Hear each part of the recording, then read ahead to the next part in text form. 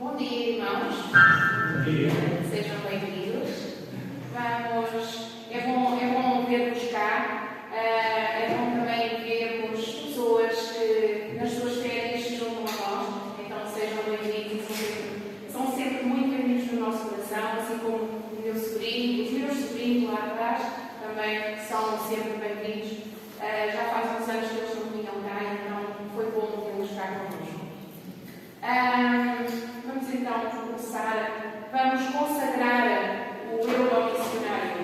Aquele euro que nós colocamos ali no copo para ajudar os missionários, os pastores que muitas vezes não têm fonte de sustento.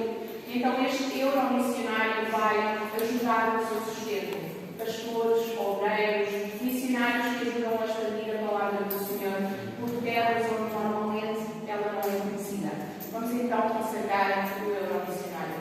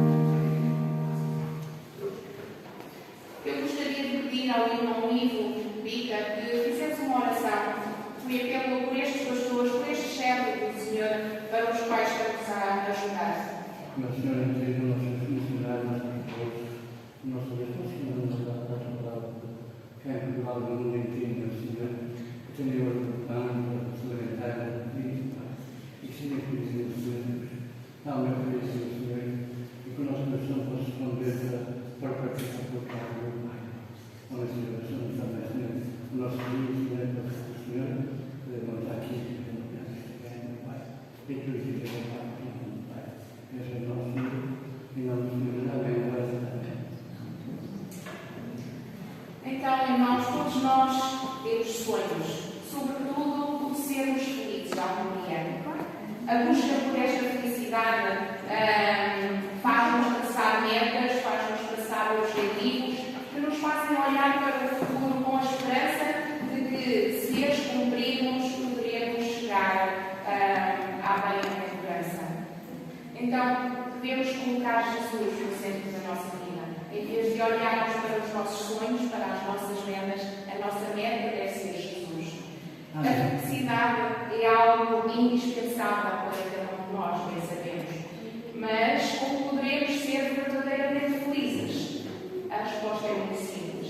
Tendo Jesus como centro da nossa vida. Vamos cantar o hino 300, as estrofes 1 e 4. Eu convido os irmãos que puderem ficar de pé para cantarmos em conjunto. Tudo por Cristo.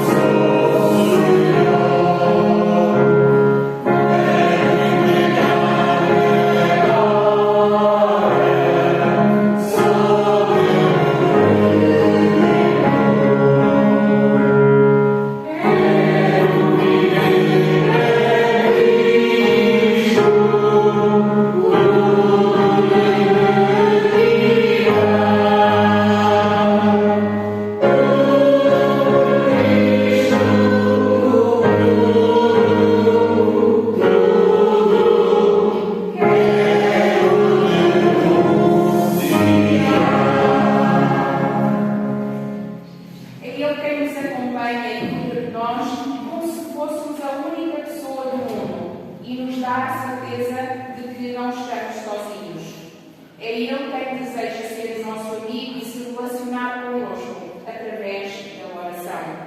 Vamos cantar da maravilhosa graça que é termos Jesus na nossa vida, através do hino 193 do Hinário para o Culto Cristão, a maravilhosa graça. Vamos cantar as escolas 1 e 3.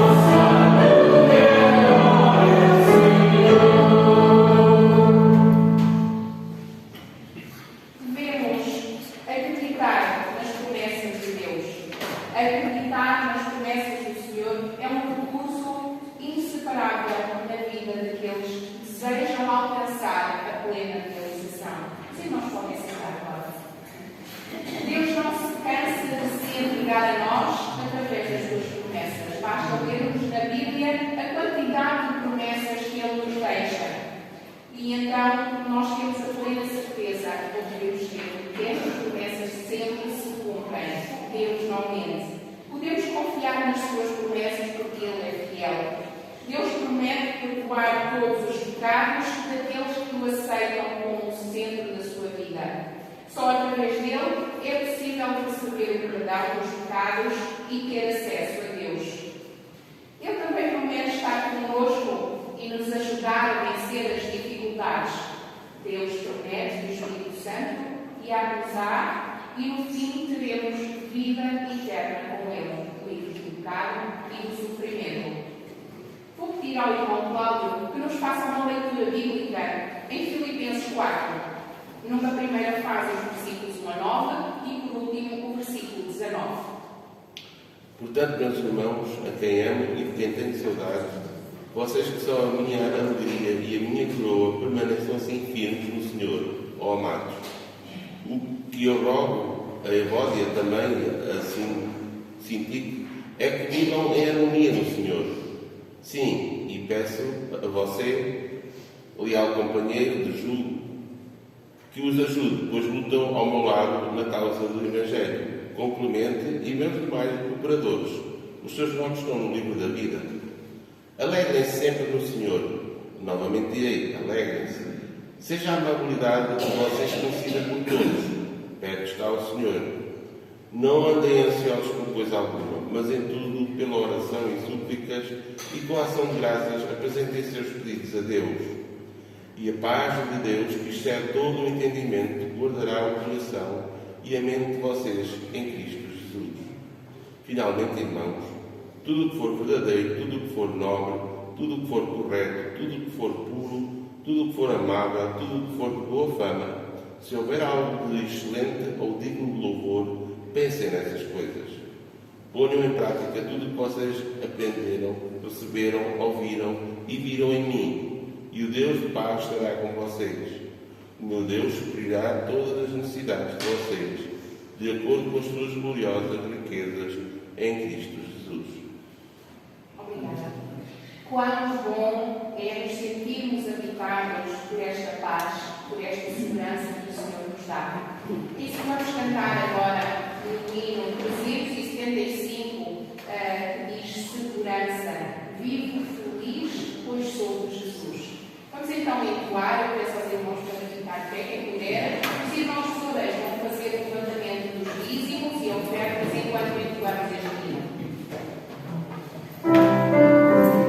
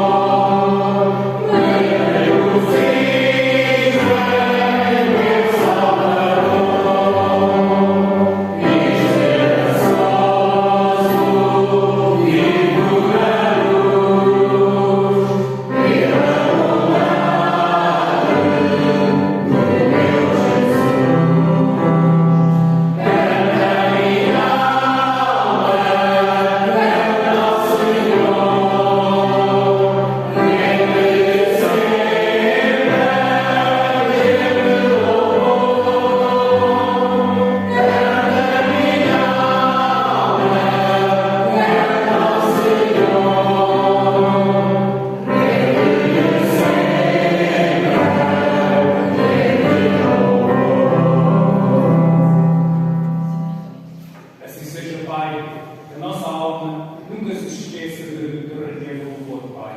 Que nós sabemos que Tu deste o Teu Filho unigênito para aquele que nele crê, não pereça, mas tenha a vida eterna. E que cada um de nós possa realmente, verdadeiramente aceitar-te verdadeiramente como nosso único Salvador e suficiente, Pai. Nesta hora queremos agradecer por esta oportunidade que estás a dar a cada alma que está aqui presente, Pai. Que estamos aqui reunidos no Teu santo nome, para Te louvar, glorificar, bem dizer o Teu nome acima de tudo e todas as coisas como Tu mereces. Só Tu és o único Senhor, o Senhor das nossas vidas. Queremos Te agradecer por este dízimo e estas ofertas. E peço sempre, Pai, que nos dês a inteligência, a capacidade de podermos aproveitá-las para a Tua obra aqui em Vieira de Leiria, Pai. E que ela possa ir de encontrar uma eficiência às necessidades da Tua Igreja, Pai. E que através destes ministérios, que aqueles que ainda não Te conhecem possam vir a conhecer e conhecer o Teu verdadeiro amor para com eles, Pai.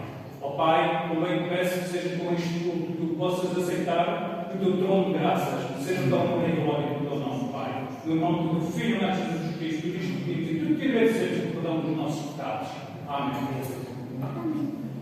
O apóstolo Paulo diz-nos: Deus suprirá todas as vossas necessidades, em conformidade com as suas gloriosas riquezas em Cristo Jesus. É o que nos diz Filipenses 4,19.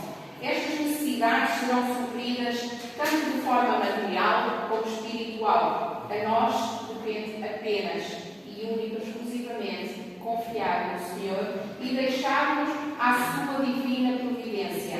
Ele não desampara nenhum dos seus filhos, conforme nos fala também em Mateus: não vos preocupeis por vossa vida, pelo que comereis, nem pelo vosso corpo, pelo que vestireis. A vida não é mais do que o alimento e o corpo não é mais do que as vestes. Buscai em primeiro lugar o reino de Deus e a sua justiça, e todas estas coisas vos serão dadas por acréscimo. E ainda, a cada dia, basta o seu cuidado. É o que nos diz em Mateus 6, 25 a 34, temos enxertos. Temos de reconhecer que sem a presença do Senhor não somos nada. É isso que vamos cantar de seguida com o hino 307, estrofes 1 e 3. Reconhecimento.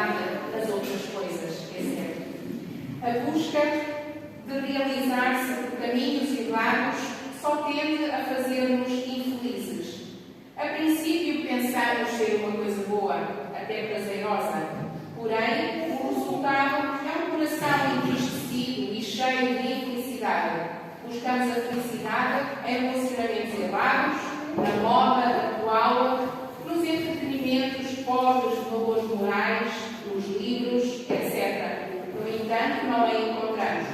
No fundo, a verdadeira razão pela qual muitas pessoas não são felizes é porque não colocam Jesus no centro das suas vidas e acabam por buscar outras coisas para suprir uma necessidade que somente Ele é capaz de satisfazer. Vamos agora entoar o hino 228, a Deus demos glória.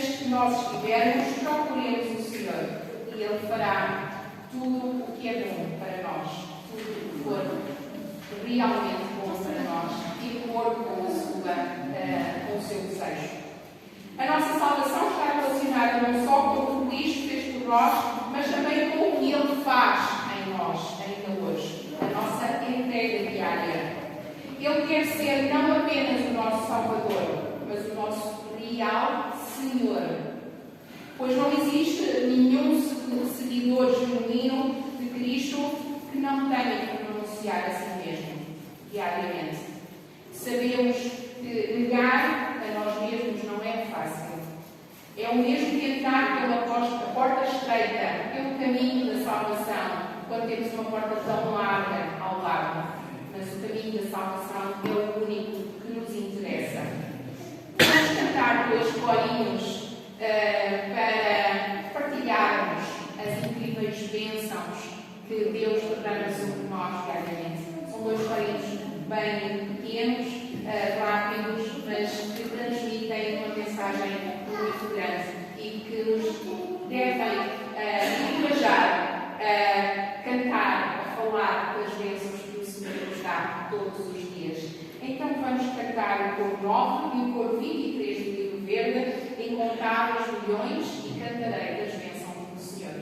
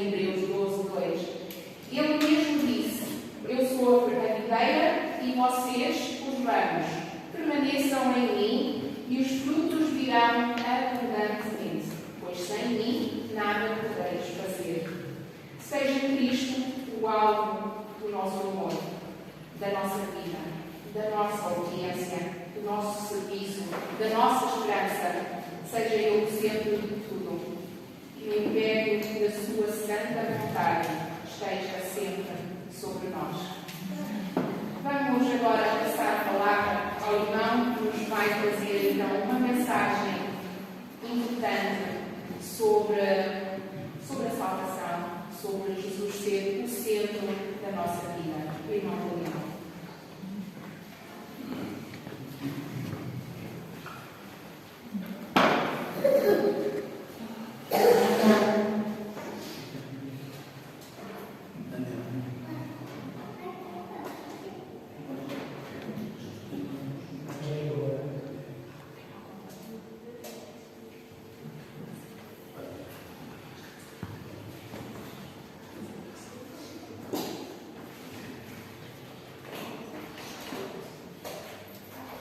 dia, irmãos. Bom dia, amigos e amigas.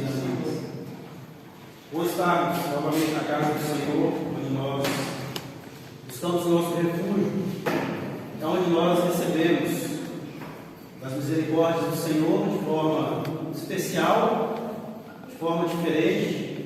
Os irmãos sabem que Deus nos abençoa a todo momento, a todo dia, toda noite, a todo instante. Mas a Bíblia diz que é na igreja onde a multiforme graça do Senhor é administrada. Aqui nós recebemos a orientação, a instrução, é aqui que nós bebemos da água fresca, é aqui que nós comemos do nosso alimento espiritual e nos sentimos na presença do Senhor, dedicamos a Ele as nossas ofertas espirituais, como fizemos aqui, e esperamos que Deus fale conosco. Ao final de tudo, o que nós queremos é ouvir Deus falar conosco, não é? Muito bem, eu quero convidar todos os irmãos para se colocarem de pé, cada qual possa abrir a sua Bíblia. Aqueles que não trouxeram a Bíblia podem acompanhar a projeção. Nós vamos ler a princípio um versículo que é o que está em Atos, capítulo 10. Nós vamos ler a princípio o versículo 43. Atos dos Apóstolos,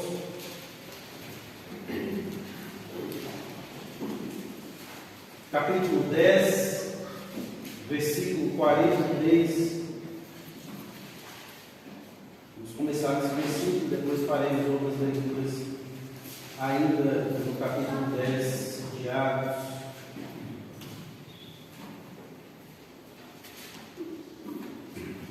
Diz assim a palavra do nosso Deus: dele todos os profetas dão testemunho de que, por meio de seu nome, todo aquele que nele crê recebe remissão de pecados. Vamos orar.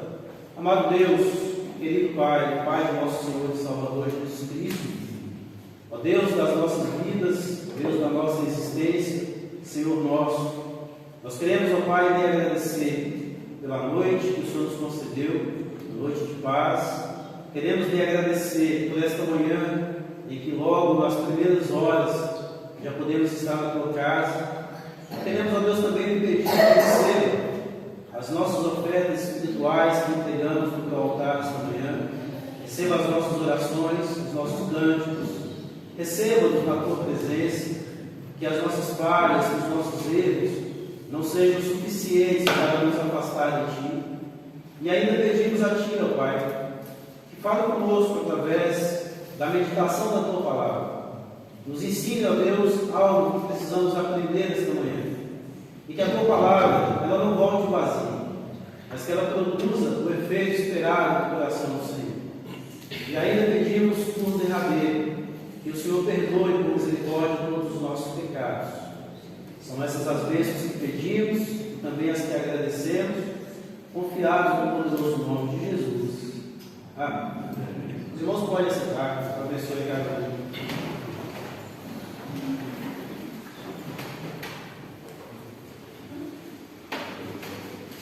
Eu não sei se todos que estão aqui já tiveram a oportunidade de construir uma casa, um edifício qualquer, mas mesmo que não tenham tido a oportunidade de acompanhar uma construção, uma edificação, mesmo até que não tenham tido a oportunidade de fazer com as próprias mãos uma edificação, eu acredito que por experiência comum, todos nós temos uma mínima noção do que é uma construção, do que é fazer subir um edifício. E eu penso que todos nós aqui, talvez com exceção das crianças, é claro, eu penso que todos nós aqui temos a noção mínima de que uma casa, um edifício, jamais se começa pelo telhado.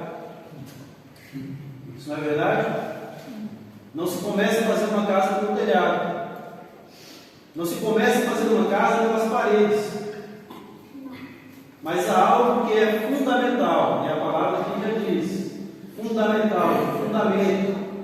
Algo que, se não houver, não há o resto. Nós começamos uma construção por onde? Nós começamos uma construção pelo fundamento, ou pelas bases, ou como é muito comum falar no Brasil, pelos alicerces. Toda edificação precisa começar pelo alicerce. E depois é que vem todo o resto. Uma construção não se começa sem os alicerces. E por que a história vai dizer isso? A igreja ela tem uma responsabilidade muito grande, que é de anunciar o verdadeiro Evangelho, e que é de anunciar o que há de verdadeiro e de mais importante no Evangelho, que é a salvação em Cristo Jesus.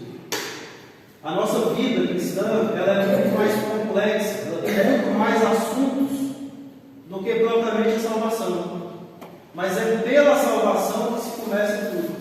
O início está na salvação.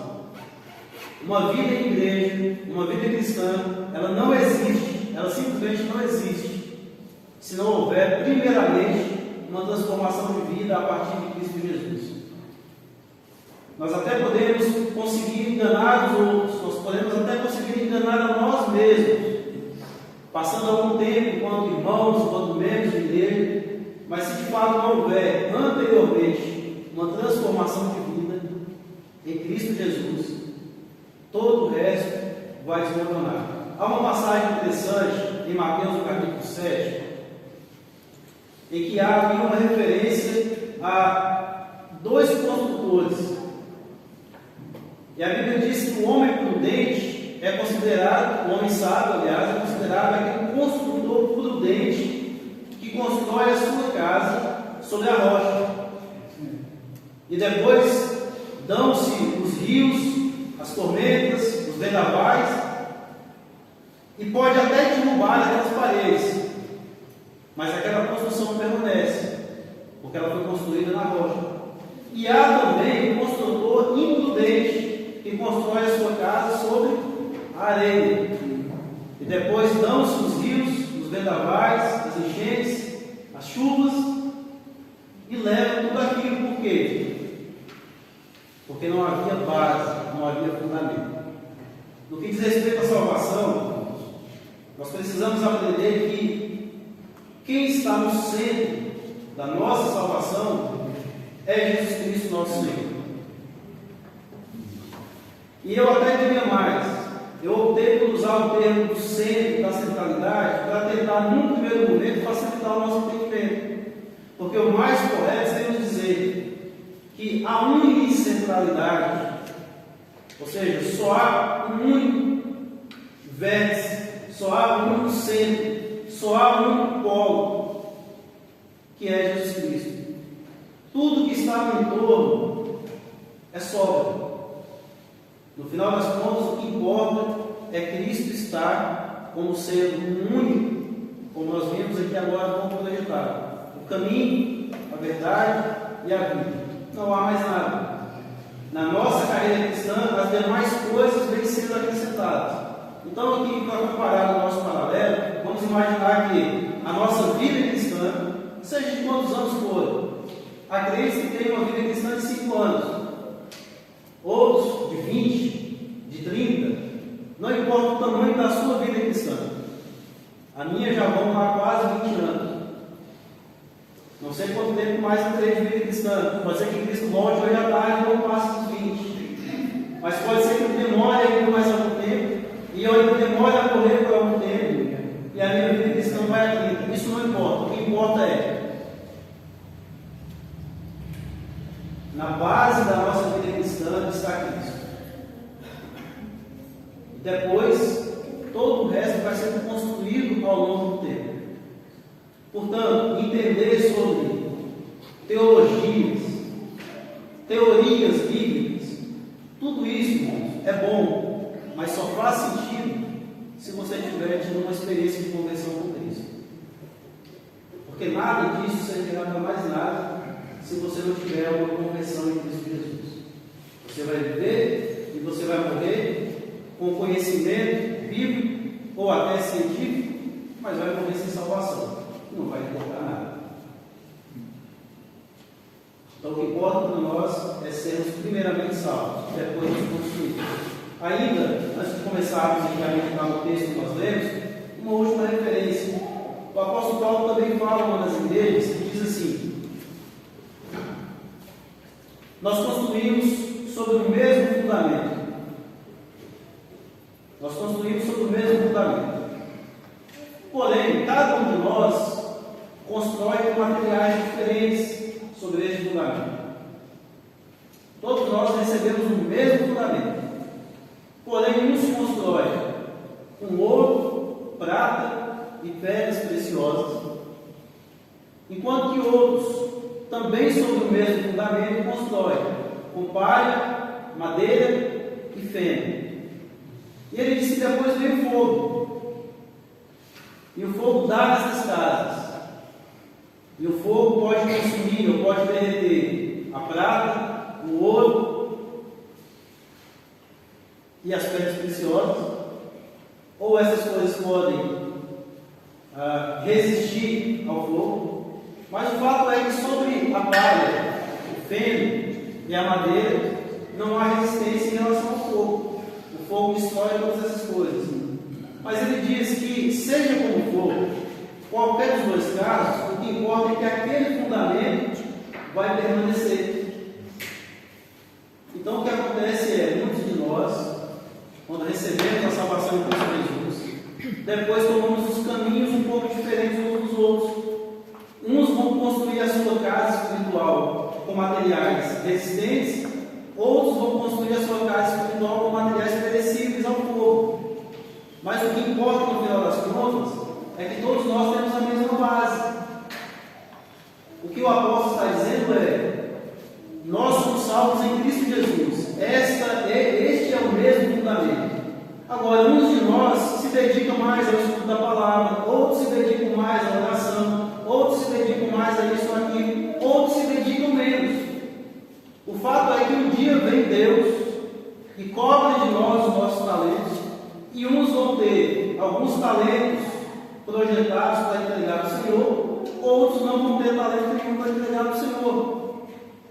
Mas o fato é que todos, no final das contas, vão ser salvos. E eu queria muito que os irmãos entendessem isso, porque é como eu disse, se nós não entendermos a salvação em Cristo Jesus, tudo que nós fazemos, tudo isso é em vão. Se nós não tivermos em nós a esperança de que um dia habitaremos eternamente com Cristo, tudo isso é em vão. E o que eu queria tentar mostrar para os irmãos essa manhã? Há por aí muitas ideias de que nós temos uma responsabilidade na nossa salvação. Há por aí algumas ideias de que nós contribuímos, coparticipamos na nossa salvação. E aí colocam a salvação dependente dele. Alguns colocam: a salvação não é em Cristo, a salvação é pelas obras. Outros vêm e dizem: não, a salvação é em Cristo, a salvação é em Cristo, mas a salvação também depende das nossas obras.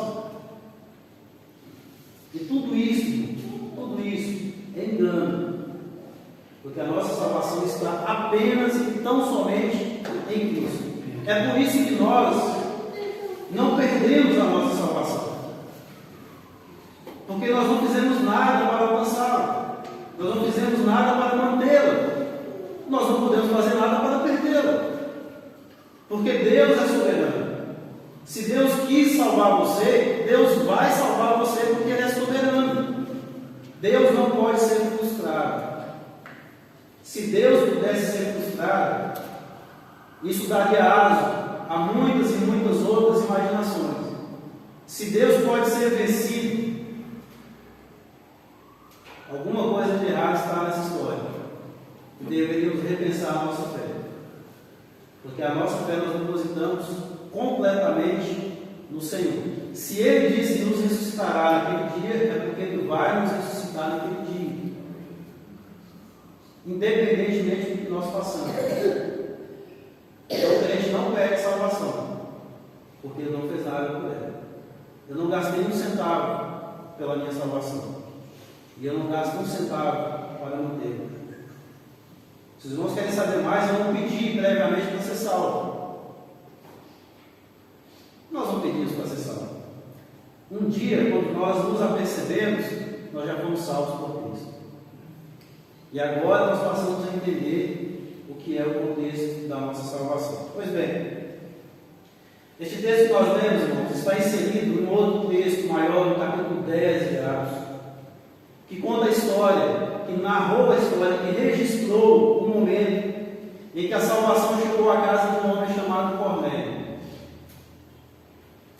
Chegou a salvação não somente para ele, mas chegou também a salvação para toda a sua casa, porque todos ouviram o Evangelho e muitos ali se converteram. Não só os seus parentes, mas também alguns dos seus amigos íntimos e alguns dos que estavam às suas ordens, ao seu emprego. E nós tiramos aqui, fizemos este recorte, o versículo 43, que eu penso que é a suma de tudo, que é o mais importante. Talvez todo o capítulo os irmãos não consigam memorizar, muito embora eu faça aqui o aconselhamento de que os irmãos leiam todo o capítulo. Mas no versículo 43 diz que dele quem? Dele, Jesus Cristo, todos os profetas dão testemunho de que, por meio do seu nome, do nome de Cristo, todo aquele que nele crê recebe remissão de pecados. Todo aquele que nele crê recebe remissão de pecados. Que crê no nome do Senhor, e não há mais nada. Não há abstenção de comer esta ou aquela carne, não há abstenção de trabalhar no sábado, não há acender velas para mortos, não há qualquer situação que possa ser colocada. A salvação, a remissão dos pecados é basicamente, não somente, através da crença, da esperança no nome do Senhor Salvador Jesus Cristo. E mais nada. É tão simples quanto isso.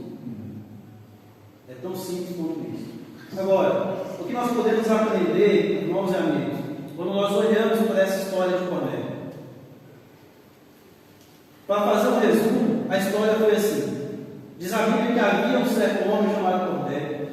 Este era um homem que até fazia algumas coisas para buscar a presença de Deus. E um certo dia, Deus então enviou um anjo até a presença daquele homem. Diz: Cornélio, você deve mandar até uma outra cidade, uma cidade chamada Jope. Manda alguém até lá. E lá há um senhor, um homem chamado Pedro, que na ocasião era o apóstolo Pedro. E diz: olha, você manda que Pedro venha até você, e Pedro vai lhe dizer algumas coisas. E assim Cornélio fez. Cornélio então destacou 2 dos seus serviçais, mais um soldado que estava às suas ordens. Os 3 homens foram até Jope. No dia seguinte, quando eles chegaram naquela cidade, o apóstolo Pedro, estava a orar diante do Senhor. E diz a Bíblia que Pedro não teve uma visão. A Bíblia diz que da parte de Deus, naquela visão, descia um lençol como se fosse atado pelas 4 pontas, descia do céu, e naquele lençol estavam ali muitos animais de várias espécies, especialmente répteis, quadrúpedes e outros mais. E a Bíblia diz que Pedro, ao orar, que devia estar alguns minutos orando, Pedro então teve fome. E ao ver aquela visão, ouviu uma voz, Pedro ouviu uma voz dizer: Pedro, vai, mata esses animais e come. Ao que Pedro respondeu: não, Senhor, jamais, em toda a sua religiosidade, jamais nenhum animal imundo entrou pela minha boca. Portanto, eu não posso fazer isso. E aquela voz, a voz de Deus, disse para Pedro: olha, Pedro, o que eu tornei puro, não trate você como imundo. O que eu santifiquei, não seja para você como uma coisa impura. E a Bíblia diz que aquele comando do vai, do mate, come, repetiu isso por 3 vezes, até que então aquele lençol era apenas uma visão, aquele lençol subiu novamente aos céus. E Pedro, ainda tentando entender o que poderia significar aquela visão, vem então alguém, o mensageiro do Senhor, e diz: Pedro, há aí na porta 3 homens que te procuram, porque aqueles 3 homens já haviam chegado na casa. Há aí 3 homens que te procuram. Desce, vai com eles, sem perguntar nada, sem questionar nada, porque fui eu que mandei eles vir atrás de você. Pedro então desce, encontra-se com aqueles homens, diz para eles: o homem que vocês procuram sou eu, o que é que vocês querem? Eles então dizem: olha, tem lá um senhor chamado Cornélio, pediu para vir aqui atrás de você. E Pedro então voltaram todos eles, os 3 homens, mais Pedro, mais alguns irmãos que Pedro chamou para ir com ele. E chegam então à cidade de Cesareia e se encontram lá com Cornélio. Quem estava com Cornélio? Cornélio, sua família e alguns dos seus amigos íntimos. Cornélio teve cuidado de reunir as pessoas mais importantes para ele, para que pudessem ouvir o que ele tinha para falar. Pedro então chega e se apresenta para Cornélio e diz: Cornélio, o que é que tu queres? Cornélio então diz o comando que ele teve, a visão do anjo que ele teve. E agora Pedro então passa a fazer aquilo a qual ele tinha ido. Ele diz: nós vamos acompanhar a leitura, no versículo 36. Vejam bem, os irmãos. A partir do versículo 36, o Pedro diz o seguinte: esta é a palavra que Deus enviou aos filhos de Israel, anunciando-lhes o evangelho da paz, por meio de Jesus Cristo. Este é o Senhor de todos. Vós conheceis a palavra que se difundiu por toda a Judéia, tendo começado desde a Galiléia, depois do batismo que João pregou.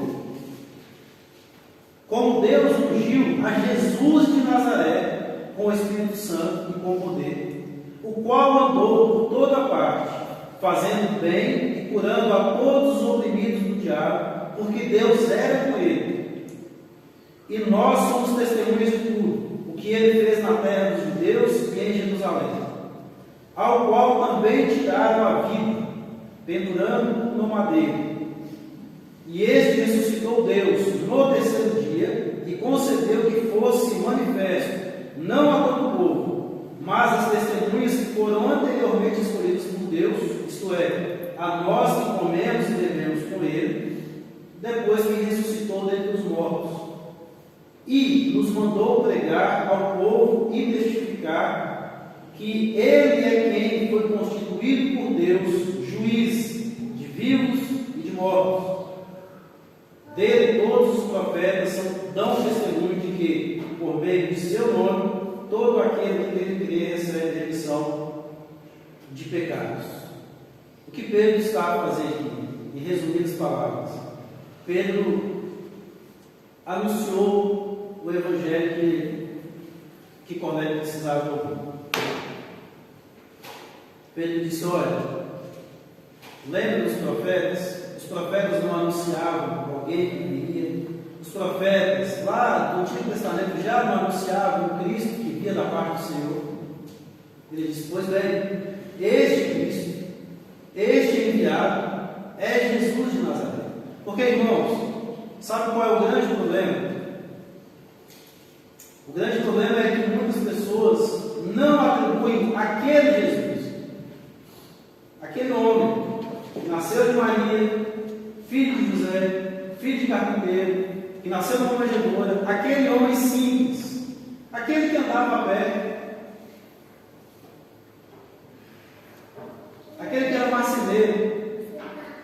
As pessoas não conseguem entender que aquele homem era e é o próprio Deus, e que é o enviado, é Ele, ou é nele que nós temos a remissão dos nossos pecados. Os judeus, por exemplo, eles esperam ainda até hoje a vinda do Messias pela primeira vez. Cristo já veio, já nasceu, já cresceu, já morreu, já ressuscitou, já está com o Pai, já está às beiras de voltar de novo. E eles ainda esperam pela primeira vinda de Cristo. Porque eles não entendem que aquele homem tão simples pudesse ser o rei dos judeus. A propósito, quando Jesus é crucificado, foi mandado colocar uma inscrição sobre a sua cabeça na cruz, dizendo: este é Jesus, o rei dos judeus. Aquilo numa ironia, aquilo numa espécie de gozação, como fazendo uma brincadeira, mas na verdade era mais pela verdade, ele de fato era Jesus, e ele é o rei dos judeus. Nós temos a grande tristeza de ver pessoas tratarem Jesus como sendo alguém muito simples.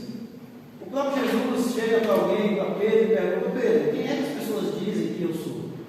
Ah, Senhor, alguns dizem que tu és um profeta, alguns dizem que tu és um líder, um mártir, ou qualquer coisa que seja. Mas Pedro diz assim, Jesus pergunta: mas e tu, Pedro, quem tu dizes que eu sou? E Pedro diz: tu és o filho do Altíssimo. Jesus diz para ele: muito bem, Pedro. Muito bem, que bom que quem te revelou isso não foi o homem, mas quem te revelou isso foi Deus. Irmãos, quem nos convence de que esse Jesus, tão simples, tão pobre, aquele homem, aquele lá é o nosso Salvador, quem nos convence disso é o Espírito Santo. Qualquer um de nós, ao ver aquele Jesus tão simples, não daria nada por ele. Se não fosse o Espírito Santo nos dizer, nós não daríamos nada por ele.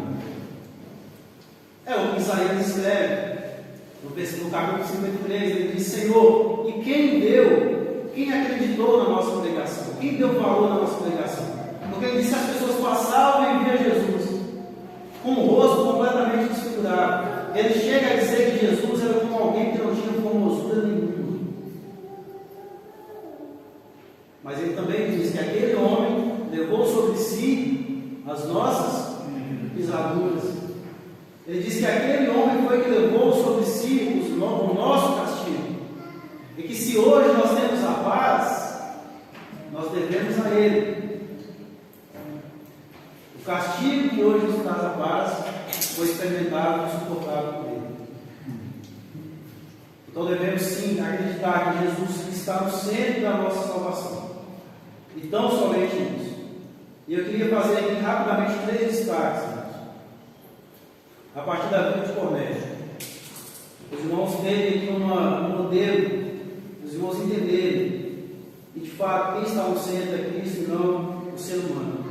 Bom, o primeiro destaque que eu queria fazer aqui: a nossa salvação não depende, por exemplo, da nossa posição social. Não é a posição social que nos salva, não é o nosso poder, não é o nosso dinheiro que nos salva. Porque se fosse assim, Cornélio já teria sido salvo antes. O que a Bíblia fala a respeito de Cornélio? Vamos lá no versículo 10, diz assim, no versículo 1 do capítulo 10: morava em Cesareia um homem de nome Cornélio. Quem era Cornélio? Centurião da corte chamada Italiana, piedoso e temente a Deus com toda a sua casa, e que fazia muitas esmolas ao povo, e de contínuo orava a Deus. Este era Cornélio. Um centurião da corte italiana. Um centurião naquela época era alguém que tinha uma posição social muito elevada. Um centurião era alguém que era destacado para tomar conta de um pequeno exército, mas não pequeno o suficiente para que não colocasse medo em ninguém, pelo contrário, eram muitos homens ao seu serviço. Então ele era um homem que podia mandar prender ou açoitar, que respondia apenas aos seus superiores, abaixo não respondia a mais ninguém. Era um homem que tinha muita posição social. Mas posição social não salva ninguém. O poder não salva ninguém. Os irmãos querem outro exemplo? Eu dou para os irmãos. O caso, por exemplo, daquele homem pequenininho que subiu numa árvore para ver Jesus. Zaqueu. Quem era Zaqueu? Zaqueu, antes de nós dizermos que ele era alguém que defraudava as outras pessoas, porque isso, por exemplo, eu não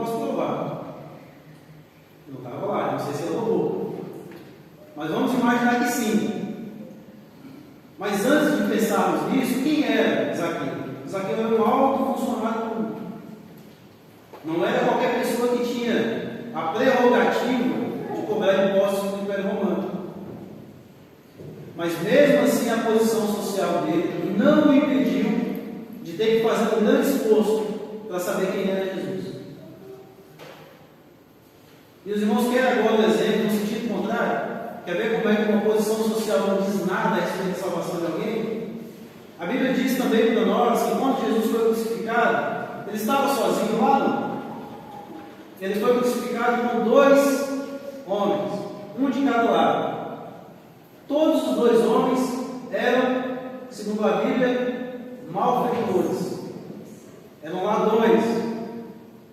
Se nós tínhamos alguma dúvida em relação à lisura, ao caráter de... Acabei de falar o nome dele agora. De Zaqueu. Se tivéssemos ainda alguma dúvida sobre Zaqueu, em relação àqueles ladrões, não. Eles eram de fato ladrões. Podemos afirmar porque a Bíblia diz, eles eram malfeitores. Mas, irmãos, a Bíblia diz que um deles, naquele mesmo dia, foi salvo por Cristo. O contrário de Cornélio. Enquanto Cornélio era um homem de bem, muito bem visto na sociedade, muito bem respeitado na sociedade, Cornélio precisou de algo. A mesma coisa que aquele ladrão também precisou para ser salvo. Aquele ladrão foi salvo por crer em Cristo como Salvador. A Bíblia diz que ele olhou para Jesus e se referiu a Jesus como Senhor. Ele disse: Senhor, lembra-te de mim quando entrares no teu reino. E Jesus disse para ele: ainda hoje estarás comigo no paraíso. Não é a posição social. Também não é a nossa religiosidade. Se os irmãos bem perceberam, quem era Cornélio? Além de ser um alto cidadão daquela sociedade, ele era alguém que era altamente religioso, porque é o que a Bíblia diz. A Bíblia diz que ele era piedoso e temente a Deus com toda a sua casa, e fazia muitas esmolas ao povo, e de contínuo, quer dizer, sem parar, ele orava a Deus. E eis aqui um ponto que eu acho que é o mais importante até agora, porque eu quero chamar a atenção dos irmãos. Ele era temente a Deus, ao mesmo Deus que nós servimos. Ele não era temente a um Deus romano, ele não era temente a um Deus grego, ele não era temente a um Deus assírio, ou qualquer outro Deus que pudesse existir naquela época pela fantasia humana. A Bíblia diz que ele era temente, que ele orava a Deus. Cornélio não precisava ser daquela forma, mas ele era convertido à religião que os judeus tinham naquela época. E ele fazia todas as práticas de um judeu religioso. Mas veja que, mesmo isso, não ditou a salvação de Cornélio. Não foi por acreditar em Deus, não foi por orar a Deus, não foi por entregar esmolas aos pobres, não foi por fazer o bem, não foi por ser um homem respeitado. Cornélio não era salvo, e não eram essas coisas que iam salvá-lo. Mas Cornélio não acreditava em Deus, Jeová? Sim, mas não é isso que dita a nossa salvação. A Bíblia diz que até os demônios creem e estremecem. Até os demônios creem e estremecem.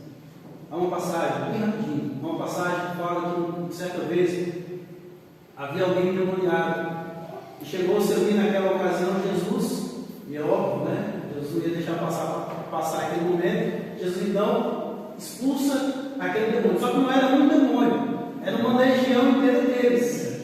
E a Bíblia diz que aqueles demônios, logo quando viram, ainda numa situação de possessão, ainda no corpo daquela pessoa, quando viram Jesus, disse: Filho de Deus, por que vieste nos afligir? Quer dizer, até os demônios sabem e reconhecem que estão sob a autoridade de Deus, e sabem quem é Jesus. Então não é pelo fato de nós orarmos a Deus, mesmo que seja este Deus, o nosso Deus. Os irmãos conseguem entender a profundidade onde estamos querendo chegar? Não é por crer na existência de Deus. Muitas pessoas dizem: mas eu creio em Deus. Mas eu acredito em Deus. Não basta. Não basta ter um pastor para Cornélio. Não basta ter um pastor para mim. Não basta ter um pastor para você. É preciso algo mais. Cornélio era um homem da alta sociedade, altamente religioso, fazia provavelmente muitas coisas que nós não fazemos. Eu não me devo esmolas de contínuo. Eu não oro, talvez, como Cornélio orava. Mas o fato é que nem todas essas coisas puderam garantir a salvação de Cornélio. O fato é que Deus disse para Cornélio: vai, manda vir um certo homem, que este homem vai te dizer o que você precisa ouvir. E o que Cornélio precisava ouvir, meus amigos? O que Cornélio precisava saber?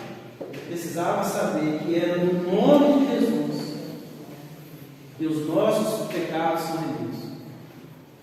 Não era por fazer esmola. Ele poderia fazer quantas esmolas ele quisesse. Isso não iria remir os seus pecados. Ele podia orar o tanto que ele quisesse, que não seriam as orações que iam remir os pecados dele. Ele precisava ouvir que a salvação é de Jesus Cristo. E ele ouviu a salvação de Jesus Cristo. E a Bíblia diz então que ele, Pedro ainda falava, desceu o Espírito Santo e fez o que muitos de nós chamamos de batismo espiritual, a convenção louca que aconteceu ali naquele momento. E como prova disso, muitos deles naquela ocasião passaram a falar línguas, a fazer algumas manifestações para comprovar o que estava acontecendo ali. E houve salvação na casa de Cornélio. A Bíblia diz que foram batizadas pessoas ali naquele momento.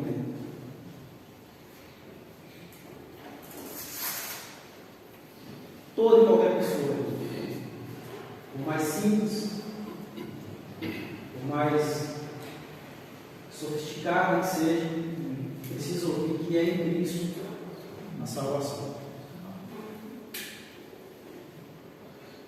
Às vezes nós temos a falsa impressão de que colocarmos diante de uma veste, vamos dizer assim, de religiosidade, isso traz para nós algo a mais. Isso traz para nós alguma vantagem a respeito da salvação. E não traz. Não é por pisar banco de igreja. Não é por calejar os joelhos. Não é por vender tudo que você tem e levar os pobres. Salvação, isso aí, como eu disse, lembra da história da casa? Isso aí vai te servir depois para outras coisas, mas não para a salvação. O alicerce, a base, é a salvação. Depois todo o resto vai te servir. As esmolas, as orações, tudo isso. O que Deus viu em Cornélio foi: Cornélio estava construindo a casa a partir do telhado. Ele tinha toda uma vida de uma pessoa crente, mas ele ainda não conhecia Jesus. Ele estava construindo a casa pelo telhado. Deus então manda alguém lá e fazer a obra do jeito certo. Cornélio, primeiramente Jesus, primeiramente salvação, depois se constrói o resto. E assim tem que ser conosco também. Se você ainda não teve uma experiência com Cristo, não vou dizer para você deixar de ir às igrejas, não vou dizer para você deixar de orar, mas eu apenas te alerto que você precisa começar a construir a sua casa espiritual a partir da base, a partir do fundamento. Porque se você não for salvo, vai acontecer com você aquilo que o próprio Jesus disse lá no capítulo 7 de Mateus. Ele diz assim: naquele dia, muitos virão até mim e dirão: Senhor, Senhor, em teu nome eu expulsei demônios, em teu nome eu fiz isto, em teu nome eu fiz aquilo. Mas eu dizendo, naquele dia eu vos direi: eu não vos conheço. Eu não vos conheço. Eu acredito que muitas pessoas terão uma decepção muito grande, Eu vou chegar para Jesus depois, lá no grande final do dia, e dizer, ué, assim, mas eu não fiquei 70 anos numa igreja cristã, numa igreja evangélica? Jesus vai dizer para ele, sim, você ficou 70 anos, mas você nunca se converteu. Ao passo que talvez ele possa olhar para o lado e ver alguém que morreu junto com ele e que nunca foi um mês em uma igreja, vai chegar e Jesus vai falar assim, entra, meu filho amado, com luz eterna do Senhor. Qual a diferença? Um era salvo, o outro não era salvo. Não são as obras. Não são as obras.